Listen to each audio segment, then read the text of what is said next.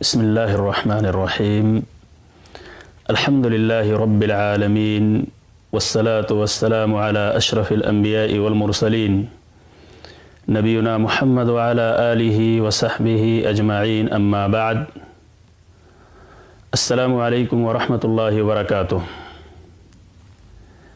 ناظرین کرام، ماہ رمضان سے متعلق چند موضوعات پہ گفتگو اور وہ بھی مکمل اختصار کے ساتھ انشاءاللہ کی جائے گی۔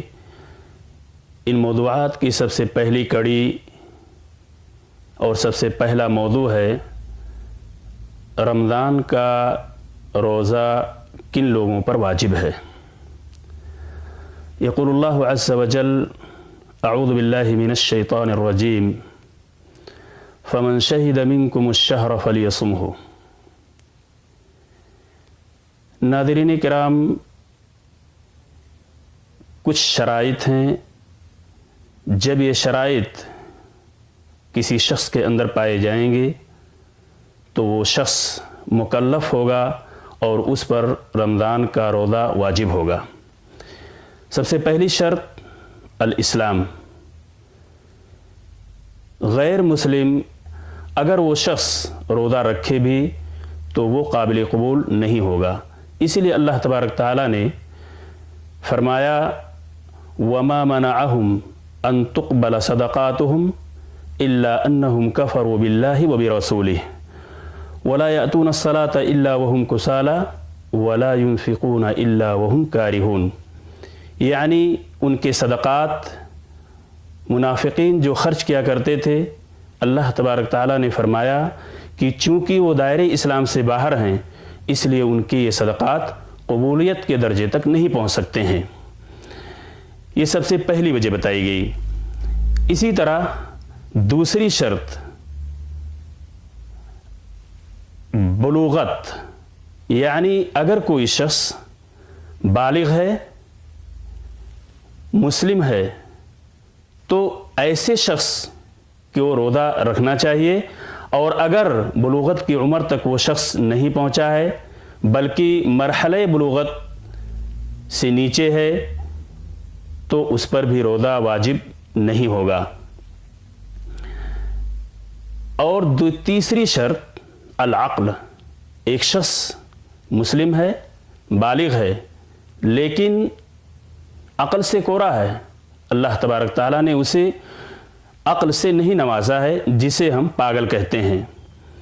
تو یہ دونوں، ایک شخص جو بالغ نہیں ہے اور عاقل نہیں ہے، ان دونوں کو مرفوع القلم شمار کیا گیا ہے۔ اللہ کے رسول صلی اللہ علیہ وسلم نے فرمایا رفع القلم عن ثلاثہ، عن الصبی حتی یبلغ وعن النائم حتی یستیقظ وعن المجنون حتی یبرأ۔ یہ روایت ابو داؤد، نسائی، ترمذی، ابن ماجہ کے اندر موجود ہے۔ علامہ البانی رحمۃ اللہ علیہ نے اسے صحیح قرار دیا ہے۔ البتہ یہاں ایک چیز کی وضاحت ضروری ہے کہ کون سی ایسی نشانیاں ہیں، کون سی ایسی علامات ہیں جسے انسان کو بالغ سمجھا جائے۔ تو خروج المنی، اگر یہ چیز کسی شخص کے اندر پائی جاتی ہے تو وہ شخص بالغ ہے۔ اسی طرح زیر ناف شرمگاہ کے ارد گرد بالوں کا پایا جانا، اور تیسری علامت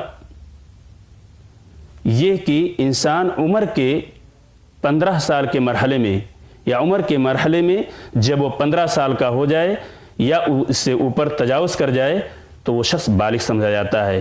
یہاں ایک علامت جو عورتوں کے لیے خاص ہے، حیض کا آنا۔ ان تینوں علامتوں میں سے کوئی ایک علامت اگر پائی گئی تو وہ بالغ ہوگا۔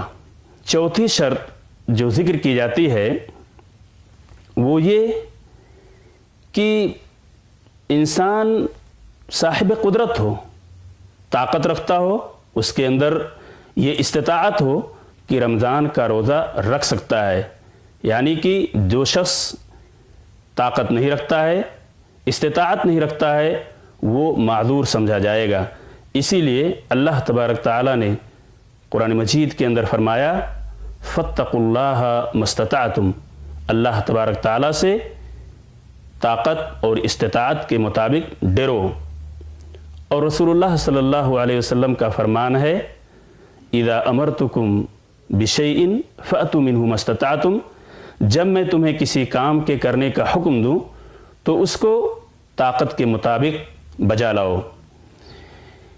ایک اور شرط یہاں رکھی گئی ہے اور وہ یہ کہ شخص مقیم ہو۔ ایک شخص مقیم نہیں ہے بلکہ مسافر ہے تو اس کے اوپر رمضان کا روزہ واجب نہیں ہے۔ یہ پانچوں شرطیں جو ذکر کی گئی ہیں، اسلام، بلوغ، عقل، طاقت و قدرت اور یہ کہ مقیم ہو، یہ پانچوں شرطیں اگر کسی شخص کے اندر پائی گئی ہیں تو وہ شخص اس دائرے میں آ جاتا ہے، اس پر رمضان کا روزہ واجب ہوگا۔ اور اگر کوئی شخص طاقت نہیں رکھتا ہے اور وہ مسافر ہے تو اسے اجازت دے رکھی اللہ تبارک تعالیٰ نے، وہ اس کی قضا کرے گا بعد میں۔ فمن شہد منکم الشہر فلیصمہ ومن کان مریضا او علی سفر فعدۃ من ایام اخر یرید اللہ بکم اليسر ولا یرید بکم العسر وَلِتُكْمِلُ الْعِدَّةَ وَلِتُكَبِّرُ اللَّهَ عَلَى مَا هَدَاكُمْ وَلَعَلَّكُمْ تَشْكُرُونَ۔ تو یہاں مریض اور مسافر کو اللہ تبارک تعالیٰ نے اس آیت کے اندر اجازت دے رکھی ہے، وہ روزہ نہ رکھے، البتہ اس کی قضا کرے گا۔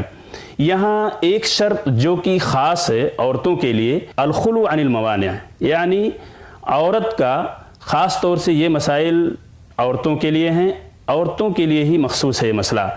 حالت حیض اور نفاس میں عورت روزہ نہیں رکھ سکتی ہے، البتہ اس سے فراغت کے بعد اس کی قضا کرے گی۔ اللہ تبارک تعالیٰ سے دعا ہے کہ اللہ تعالیٰ ہمیں اور آپ کو تمام واجبات و فرائض کی انجام دہی کی توفیق عطا فرمائے، آمین۔ وآخر دعوانا ان الحمد للہ رب العالمین۔